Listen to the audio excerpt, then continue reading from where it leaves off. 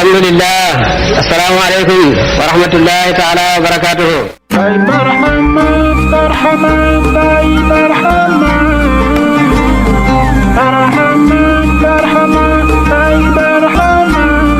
Bienvenue sur Barhamou TV.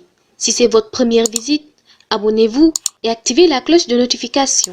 Merci. Welcome to Barhamou TV. If it's your first time, please subscribe and activate the notification bell. Thank you.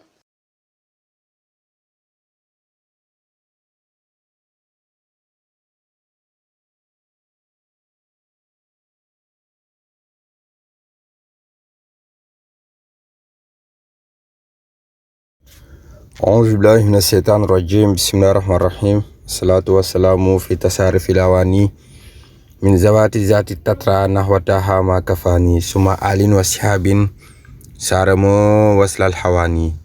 Chers frères et sœurs en Allah, merci encore une fois de votre fidélité renouvelée à Barhamou TV. Et nous continuons toujours concernant les lettres précieuses de Maulana Cheikh Ibrahim. Aujourd'hui, nous allons vous faire part de la lettre 8. Elle est relative justement à la persévérance à observer les obligations. Maulana Cheikh al-Islam commence par dire « Louange à Allah, paix et salut sur le messager d'Allah ». Ceci dit, la destinée à la genèse des choses sont entre les mains de Dieu. Son choix est le meilleur. Je suis à Kaolack en vue d'y passer l'hivernage.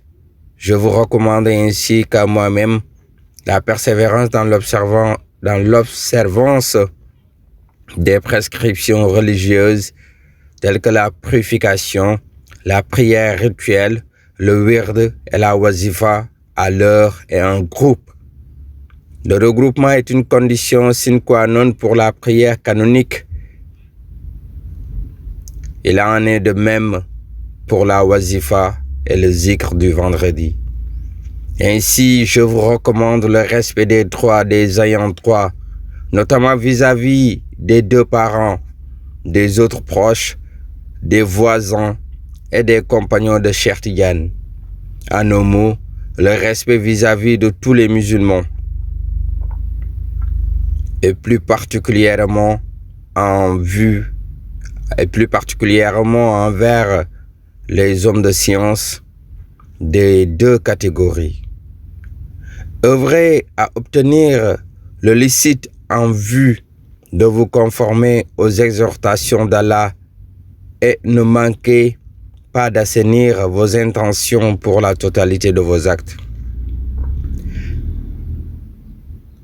Évitez d'écourter l'exécution des droits du Seigneur. Je recommande à celui qui se réclame d'un état spirituel de perpétuer l'effort afin de purifier son âme qui ne doit pas l'inciter à verser dans une autosatisfaction capable de le dispenser des pratiques rituelles.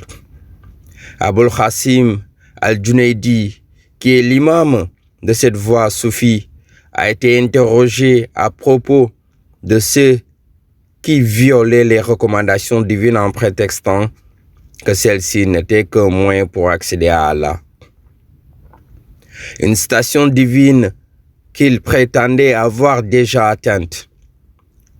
Junaidi leur a rétorqué, je cite, « Certes, ils y sont parvenus, cependant l'enfer leur est réservé. D'ailleurs, celui qui vole et commet l'adultère est mieux loti que celui qui partage une telle conviction. Et si je vivais encore 1000 ans, je n'aurais rien diminué de mes wirds, c'est-à-dire les litanies, sauf en cas d'empêchement légal.